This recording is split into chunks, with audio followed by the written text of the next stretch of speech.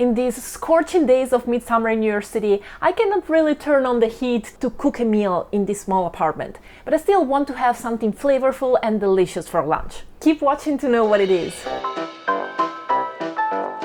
We've got some beautiful basil, some garlic, fresh tomatoes, almonds. That's all we're gonna need for today's recipe.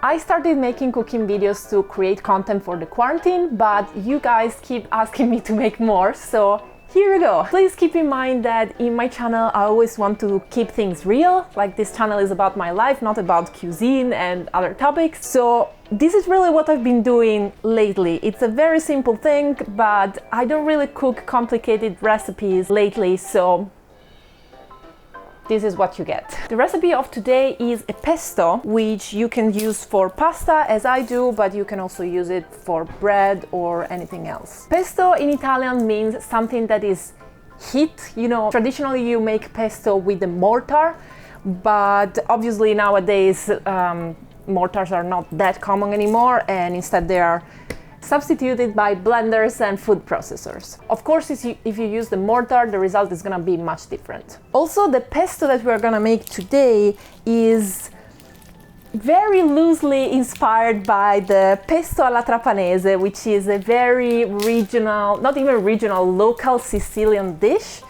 very traditional one.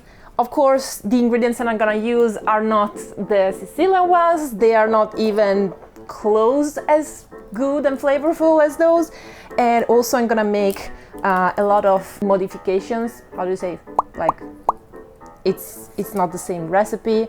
Also I do it with the blender. And also the pesto alla trapanese Sicilian one is usually made, you know, for the Sunday lunch with the family, together with fresh pasta that you make in the same morning. I don't really make fresh pasta, so I'm gonna use just a very industrial one. The most common Italian pesto is the Ligurian one, pesto alla genovese from the city of Genoa. This pesto was actually, I think, inspired. I've read it was inspired by the Ligurian people who went by boat to Sicily.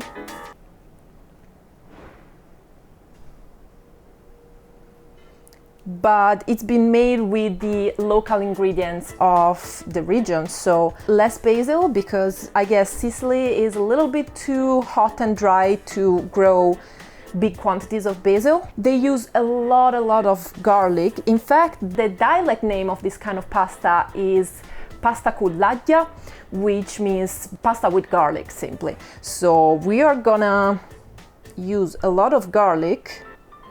I'm not a big fan of garlic usually, but in this kind of recipe,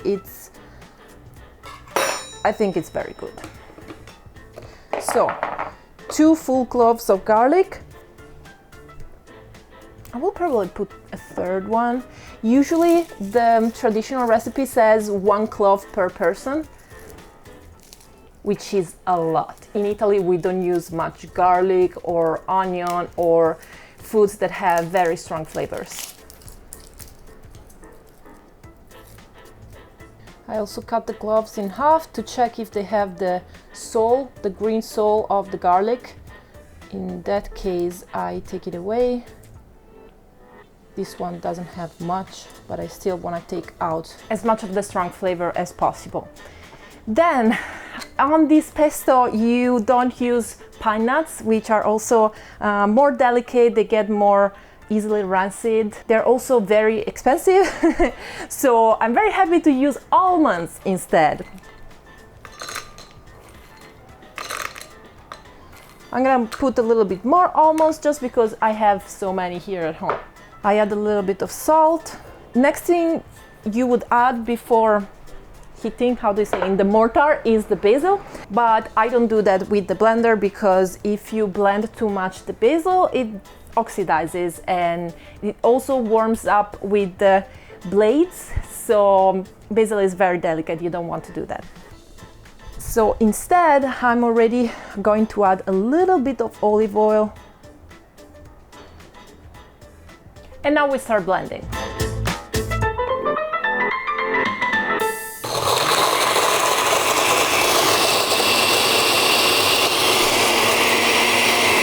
Now the problem that I have is that this is the only blender that I have. I don't have a food processor. So for me it's a little bit trickier to blend things that are not as liquidy, but I make it work.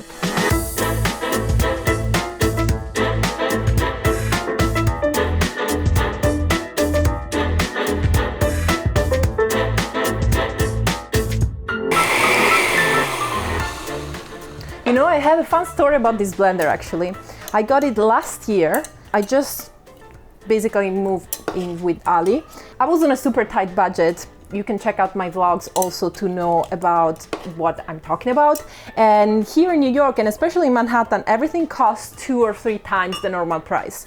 So I didn't really want to go and buy kitchen appliances, which are not something necessary, you know, because you can also cook without them. So sometimes I will go on Craigslist and look at the free section, and I got so many items with that. This blender was in that list.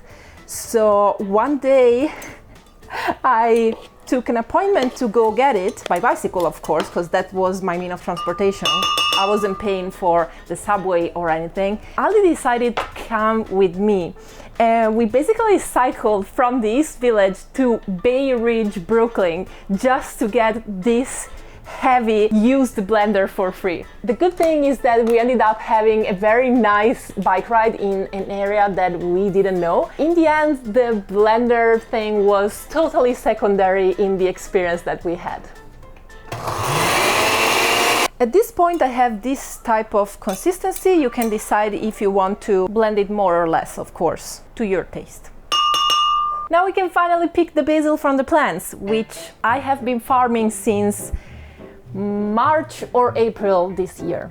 This is something I do every single year, and I think everyone should do it because it's so easy and cost effective and a nice thing to do. In February you buy a little bag of basil seeds, you keep and wash some containers of yogurt, of vegetables, you know, those plastic containers that we usually have to throw away in the garbage, and set them aside. For the latitude of North Italy, New York, this part of the world, the end of March, the time where you can fill up the container with soil and put some basil seeds on top. You keep the soil moist, and after 10 days you will see the little new plants picking up from the ground. And then you keep going, you just leave it next to a window or even outside, why not? And in the summer you will have big plants of always fresh basil that you can use for so many things. I do this every year, but to be honest, it's the first time that they struggle so much to grow. I have a few other vases outside on the fire escape. These 3, to be honest, are the best looking ones, but I must say, usually in Italy I get them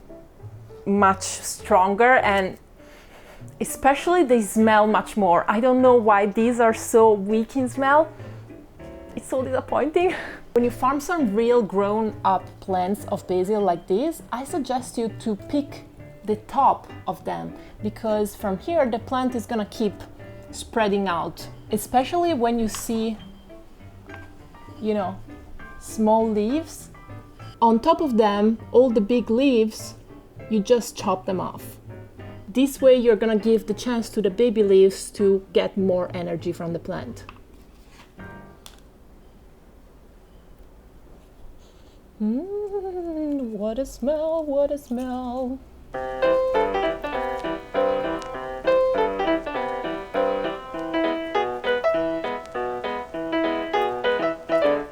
I think I've said it in another video. In the United States, or at least here in New York, what restaurants do is they use basil, but they buy it already farmed from the shops, from the wholesale stores.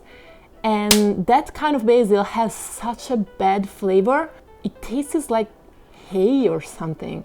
It's very bad. So I would suggest you to not buy already farmed basil, because it's, in my opinion, it's definitely not worth it.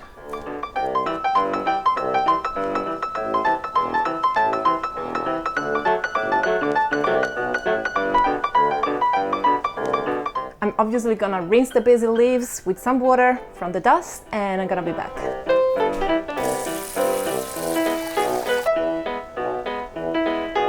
I would usually put way more basil than this because I absolutely love basil, but since I have this problem with these poor weak plants that they don't grow very fast, I'm gonna save the basil also for, you know, other recipes in the next days.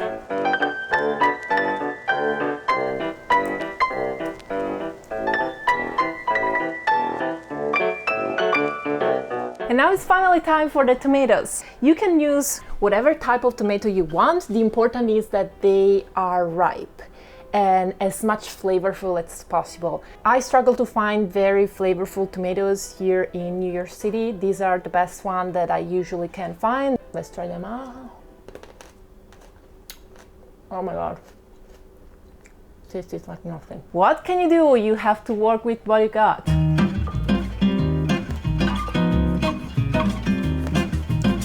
One thing that I haven't mentioned is that usually, like the traditional recipe would like these tomatoes to be peeled.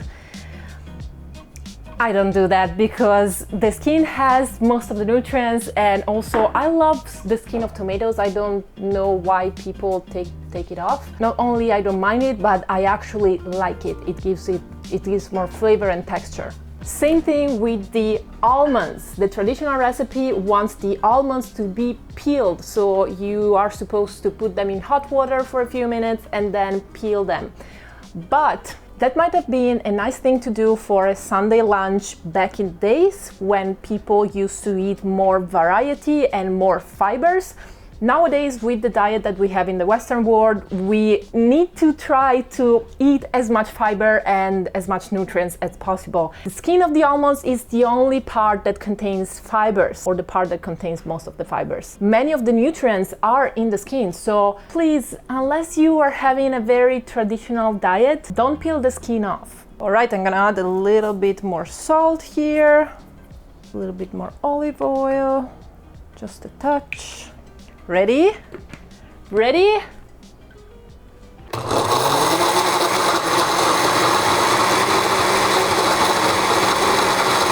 Let's scrape the walls of the blender. Oh my God. All right, I like to leave it a little bit with pieces with texture, but you can do whatever you want.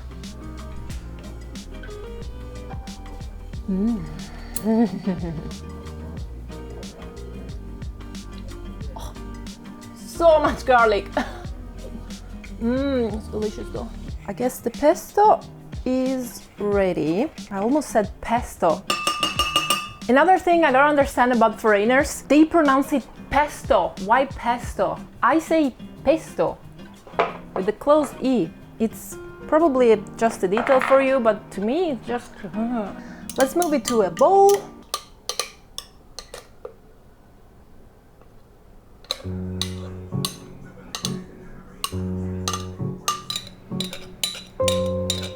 Obviously, the challenge is always to be able to take as much of the pesto out of the blender thing.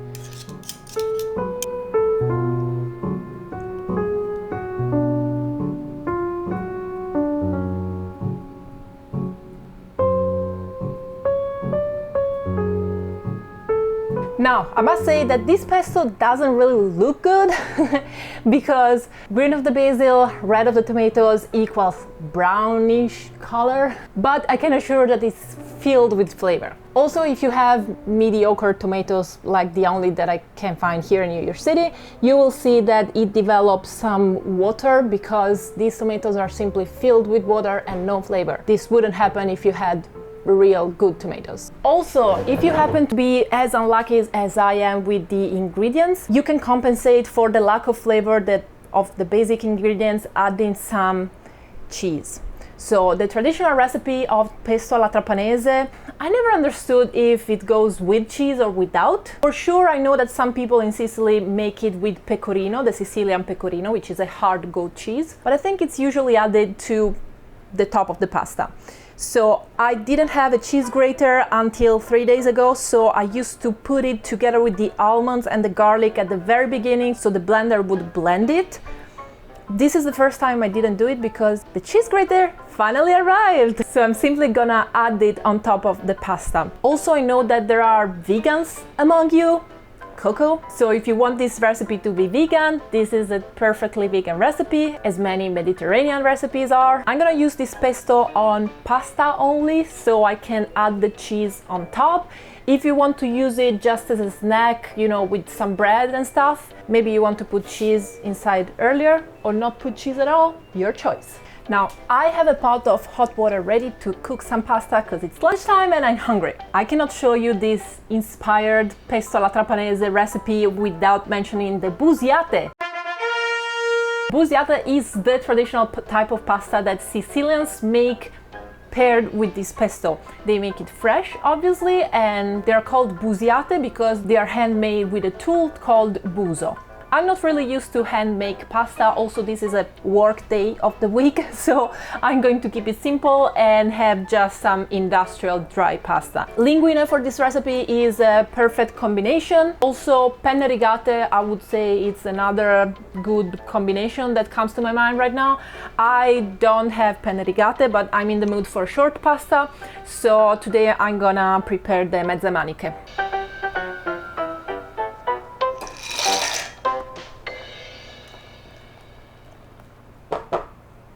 Pasta is here ready. Now all I have to do is to combine the pesto, mix it in and enjoy.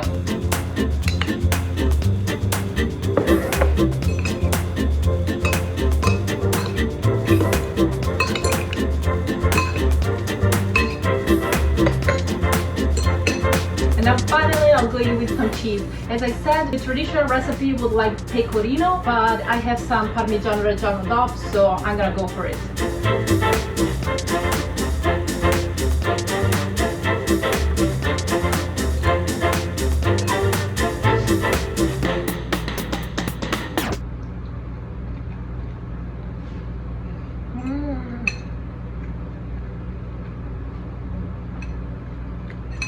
This is one of those dishes that is saving my summer here in New York City. Try it out. I'm sure you can come up with your twist and your variations on the recipe and let me know. Maybe take a picture and tag me on Instagram. I would love to see that. Eat good, stay happy. I'll see you in my next video. Bye!